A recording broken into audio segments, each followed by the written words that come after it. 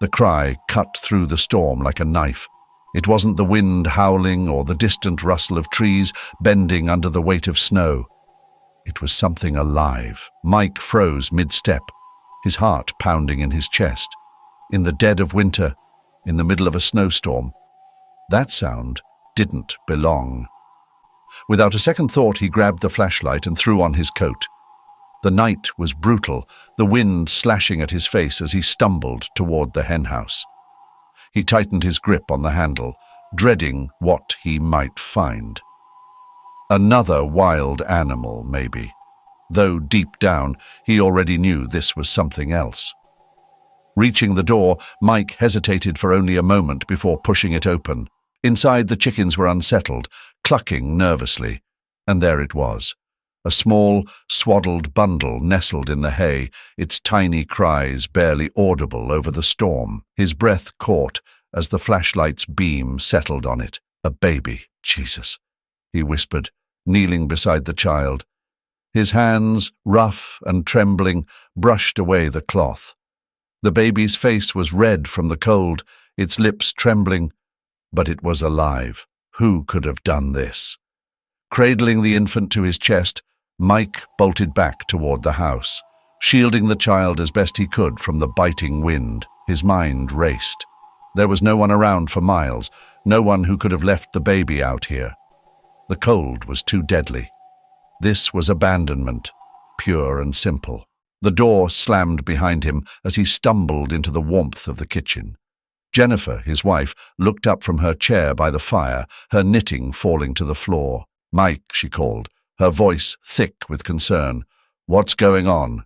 He moved quickly toward her, peeling away the ragged cloth. "I found him in the henhouse." Jennifer's eyes widened in shock as she stood up, stepping toward him. "A baby!" she breathed, her hands hovering over the infant like she wasn't sure she should touch him. "In this storm, just lying there. No sign of anyone," Mike said, his voice low and urgent. "I don't know who could have done it." Jennifer took the baby gently from his arms, cradling him with a tenderness that seemed to wash away the shock of the moment. Her face softened as she looked down at the child. "He's freezing," she whispered. "How long do you think he was out there?" "Too long," Mike muttered, pacing the kitchen. "We need to find out who left him. Take him to the authorities or—" "No," Jennifer interrupted, her voice firm. She looked up at him, eyes blazing with a sudden, fierce protectiveness. "No, Mike, we can't just hand him over. Not after this." Mike stopped, glancing between her and the baby. He knew that look. Jennifer had been longing for a child for years, and now this fragile, abandoned infant, was stirring something in her he hadn't seen in a long time. "Jen," he started cautiously, "we don't even know where he came from. And we might never know," she replied sharply. "But this baby needs us. Whoever left him out there didn't care if he lived or died." Mike hesitated. He wasn't ready for this. Hell, neither of them were. But looking at the baby, now quiet in Jennifer's arms, a small part of him felt something. A sense of purpose, maybe. Or fear. "What are we going to do?" he asked quietly, stepping closer. Jennifer smiled softly, brushing a finger against the baby's tiny cheek. "We're going to raise him, Mike. We'll give him a family." Mike nodded slowly, still uncertain but feeling the pull. "All right," he murmured. "What do we call him?" Jennifer thought for a moment, her gaze softening as the baby stirred in her arms. "Alex," she said, finally. "His name is Alex." Outside the window, the storm is still raging, but inside, a hidden storm is about to hit Mike and Jennifer's family, something they could not have predicted. Nestled between hills and rivers, it appeared untouched by time, a place where life moved slowly. But for Mike and Jennifer, life inside their modest cottage had sped up in ways they couldn't comprehend. It had been just a month since Alex had entered their lives, but he no longer resembled the frail newborn they had brought home during that fierce snowstorm. As Mike leaned against the kitchen counter, watching Jennifer feed Alex, His thoughts churned. The boy looked like he was 8 months old, strong, alert, crawling across the floor with ease. Yet he was only a few weeks into life. "This isn't normal," Mike said, breaking the silence. His voice was low, careful. He didn't want to startle Jennifer, though he knew his words carried a weight she could feel. Jennifer, her back turned to him, sighed softly as she cradled Alex in her arms. "All children grow at different rates, Mike. You know that." Mike crossed the room, his arms folding tightly over his chest as he stopped beside her. "I'm not talking about a growth spurt. He's crawling, he's talking. He's barely a month old." His eyes flicked to Alex, who was now gurgling and babbling incoherent sounds, his tiny hand reaching out to grasp Mike's sleeve. Jennifer smiled down at the boy. "It's extraordinary, I'll admit, but worrying won't help." Mike glanced out the window. The wind was picking up, and the dark clouds on the horizon mirrored the unease building inside him. "It's not just me, Jen. The neighbors are talking. Peter saw him the other day, and now the whole village knows." Jennifer's smile faded. "Peter? The one who's always peeking over the fence?" Mike nodded. "Yeah, and it's not just him. The rumors are spreading fast. People are whispering, calling him unnatural." Jennifer shifted Alex in her arms, her face tightening. "They're scared. They see a baby growing too fast and start making up stories. It's how people react to what they don't understand." Mike's jaw tightened. "It's not just the rumors. The storms, the locusts. Everything started happening right after we found him." Jennifer stood, taking a step toward him, her eyes serious. "You're not saying you believe them, are you?" "I don't know what to believe anymore," Mike muttered, turning back to the window as the first raindrops splattered against the glass. "But I know this can't go on much longer. The village is on edge. If they start blaming him for everything—" "They won't," Jennifer interrupted, her voice firm but soft. "He's just a baby. Our baby." But Mike wasn't so sure. Outside, the wind howled, rattling the windows. Inside, the tension grew as Alex's strange abilities continued to challenge everything they thought they knew about the world. The sun was setting behind the rolling hills, casting long shadows over the village. The air felt thick with tension, as though the ground itself trembled under the weight of unspoken fear. Mike stood at the window, staring out at the distant fields where dark clouds gathered. He could hear the murmur of voices, the occasional crack of a stick breaking underfoot as the villagers gathered outside. It had been weeks since the last storm had torn through the crops, leaving destruction in its wake. And now, more bad luck has followed. Pests, illness, even drought. The villagers had long whispered about Alex, the boy Mike found and taken in. They saw him as the source of their misfortune. "Mike, they're coming," his wife Jennifer said quietly from behind him, her voice steady but strained. She clutched a frying pan close to her chest, as if that would somehow protect them from what was coming. "I won't let them take him," Mike replied, not turning to face her. His hands clenched into fists at his side. "He's our son now." Outside, the murmur had grown into a full chorus of angry voices. The villagers were no longer content to mutter in corners.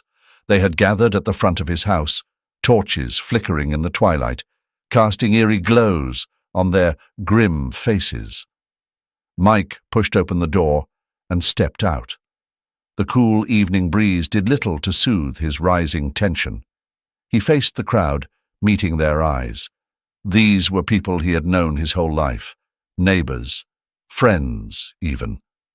But now, fear has turned them into something unrecognizable. "Mike," a man from the crowd spoke, his voice low but laced with anger.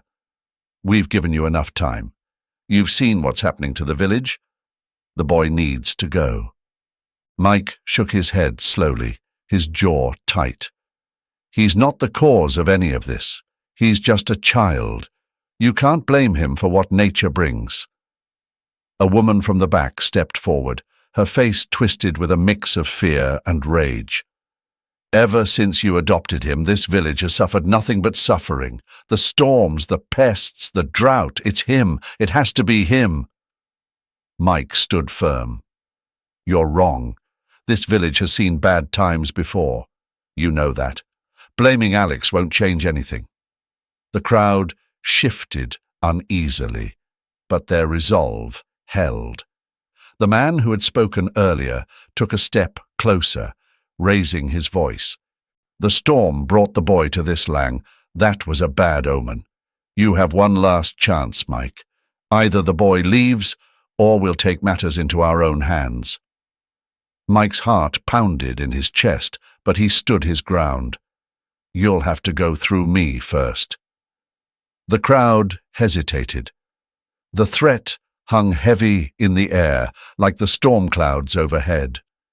Without another word, the villagers turned and walked away. But Mike knew this was far from over. The real storm was still coming. As he turned back toward the house, he felt Jennifer's hand on his arm. "What do we do now?"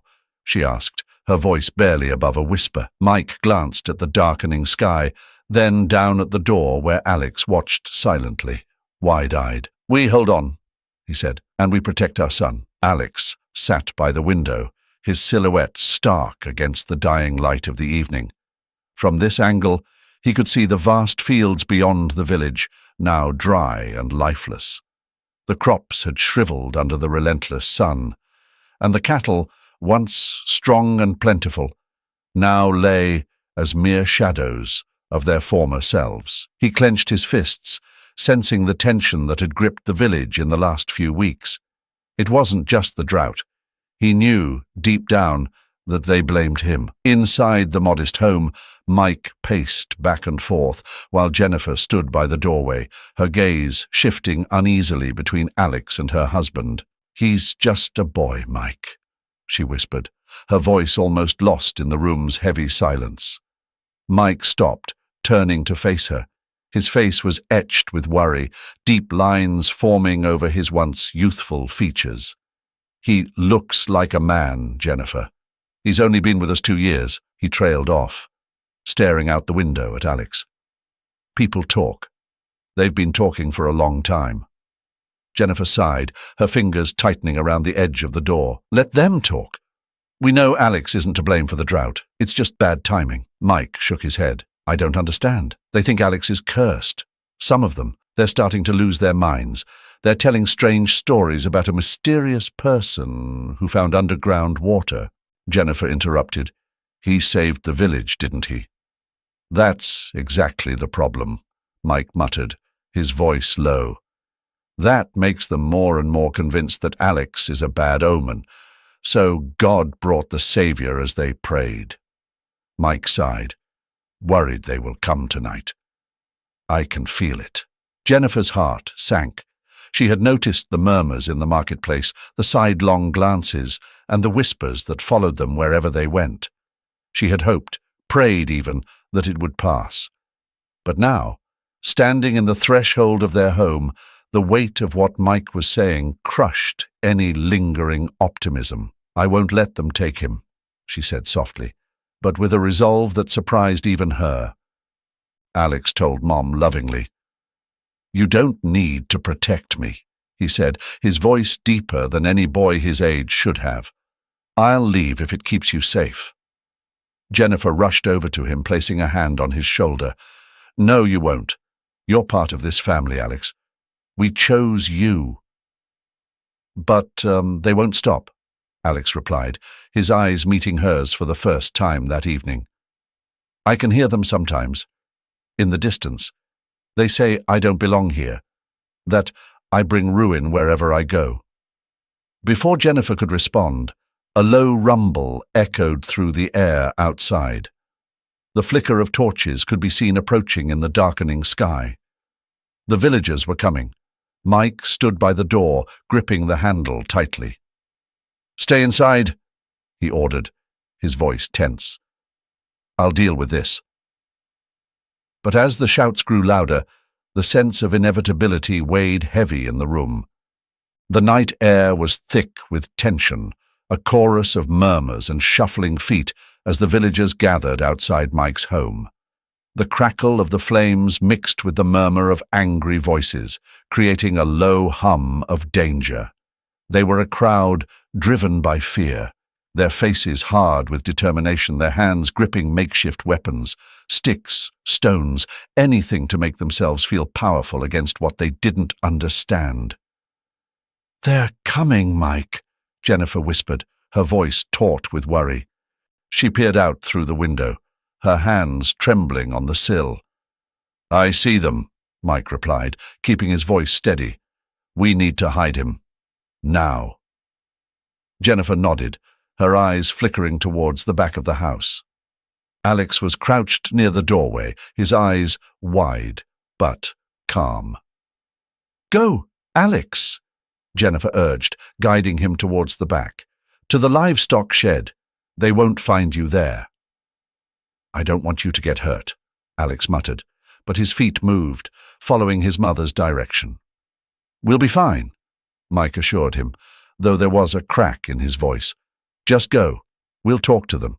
We'll calm them down." But as the distant voices grew louder, it was clear that reasoning wouldn't work tonight. The mob was a tide of anger and fear, and it was already rolling towards them. Mike stepped outside before the crowd could reach the door. He held up his hands in a placating gesture, trying to keep his voice steady. "What do you want?" he called out. A man from the front of the group, his face contorted with rage, stepped forward. "You know what we want, Mike," he snarled. "That boy of yours, he's the cause of this. Everything's been going downhill since he came. If you hand him over, maybe the village will be saved."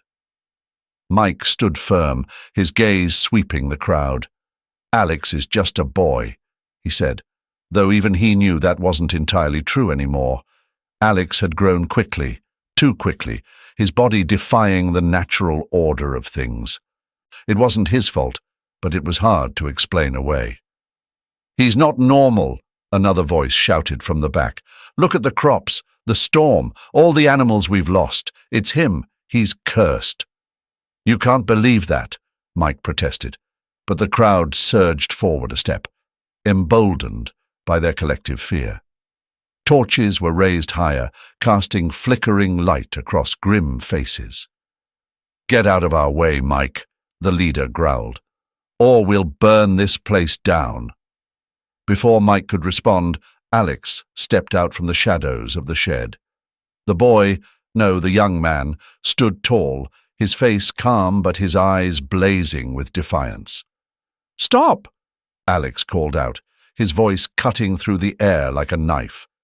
The crowd stilled, momentarily shocked by the sight of him. Alex, who should have been a child, stood before them like a fully grown adult, his frame solid, his expression eerily composed. "I'm not afraid of you," Alex continued, stepping forward. "But don't hurt them. This isn't their fault. If you want someone, take me." For a moment there was only silence, the crowd staring at him as though he were a ghost. Mike took a step forward, his heart pounding. He wanted to protect his son, but he could see it in their eyes. This was what they had feared all along. Alex wasn't just a boy anymore, and to them, that made him something monstrous. Alex's appearance made the crowd grow restless, a boiling mass of fear and confusion. Some people muttered in fear, "It's a monster." Suddenly, a figure appeared at the edge of the gathering, walking with a calm, purposeful stride. His presence cut through the tension, making the villagers instinctively part to let him pass. He wore a long, dark coat, and in his hand a worn leather briefcase. The man's voice, steady and authoritative, broke the clamor. "Stop this madness," he said firmly. "I'm Robert, a geneticist. Mike asked me to come here to explain what's truly happening with Alex." The crowd murmured, but stilled. Eyes darted between Robert and Mike, waiting for some explanation for the fear that had gripped them for so long. I understand your concern, Robert continued, scanning the faces of the villagers. But what you fear is not the result of curses or supernatural forces. It's science. Alex suffers from a rare condition called progeria, a genetic disorder that causes his body to age rapidly. The villagers were not fully grasping what Robert was saying. He could see the doubt in their eyes, the long-held beliefs in curses and bad omens still gripping them. Progeria, Robert repeated, is a disease, nothing more. It causes those who have it to age much faster than normal. This is why Alex looks older, stronger than a child his age should. But he's still just a boy. No evil spirits, no bad omens. Just a boy with a medical condition. The words hung in the air, sinking slowly into the collective consciousness of the crowd. Some looked at each other, confused, while others seemed to cling to their superstitions. Robert's explanation, though logical, was a far cry from the stories they'd told themselves. "That's him." A voice broke through the muttering crowd. It was an older man, weathered by time and labor, his voice trembling. He was the one who found water for us during the drought. That young man saved our village when no one else could. The crowd turned, eyes widening in recognition. Whispers swept through the villagers as more people began to remember and realized Alex was their savior. One by one, the villagers lowered their torches. Apologies began to form on their lips. The air of hostility faded as guilt and shame took its place. The older woman who had first suggested getting rid of Alex now stood silent, eyes cast downward. We didn't know," she stammered, stepping forward. "We were wrong." Mike stepped out further from his home, his shoulders relaxing for the first time in days. He glanced at Robert, then back at the villagers. Alex has never been a curse. He's been a blessing to this village from the moment he arrived. The silence that followed was heavy, but not with fear, rather with the weight of reconciliation. The fear that had blinded them dissipated, and in its place came a hesitant yet growing acceptance. As the crowd slowly dispersed, Robert turned to Mike. "It'll take time, but they'll come around. Science may not heal old beliefs overnight, but it helps open doors." Mike nodded, looking back at his son, who stood quietly by the window, his figure dimly outlined by the evening light. Alex had done more for the village than they had ever understood. And now, at last, the truth was beginning to set them free. The afternoon sun cast long shadows over the village square as the villagers gathered, murmuring softly to one another. They had come to honor Alex, the boy they once feared but now embraced. The tension that had filled the air for months was gone, replaced with an odd mixture of relief and awe. Mike and Jennifer stood quietly at the edge of the square, watching as their son moved through the crowd. Alex, still growing unnaturally fast, towered over many of the villagers, but his posture was relaxed, humble. There was something in his eyes, something that spoke of an understanding beyond his years. Today he was not the child abandoned in the henhouse or the strange boy they whispered about. Today he was a hero. "Thank you," a villager said, stepping forward. "You saved us when we were lost.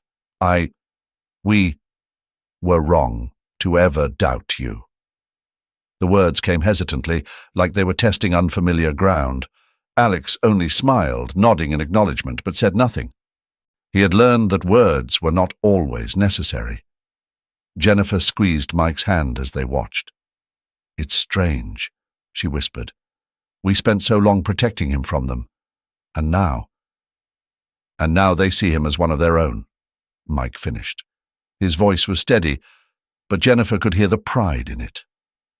A small girl with wide eyes approached Alex, tugging at his sleeve. "Are you really a messenger of God?" she asked innocently. For a moment, Alex seemed taken aback. He crouched down so that he was eye level with the girl. "No," he said softly. "I'm just Alex." The girl smiled and ran back to her parents. Jennifer felt a tear prick her eye, but she quickly blinked it away. There was no need for tears today. Today was for celebration.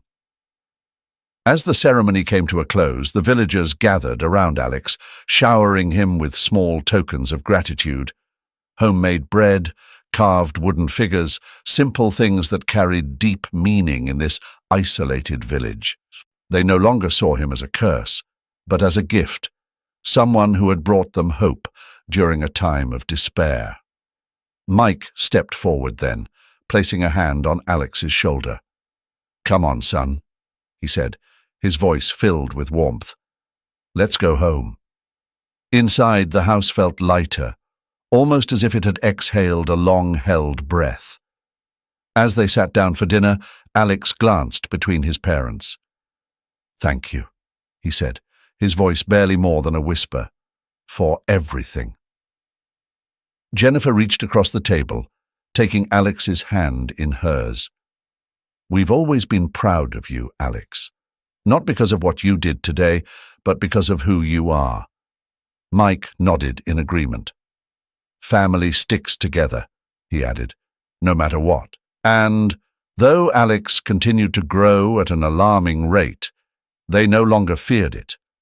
Whatever the future held, they would face it together. Tomorrow, the villagers would call him a hero.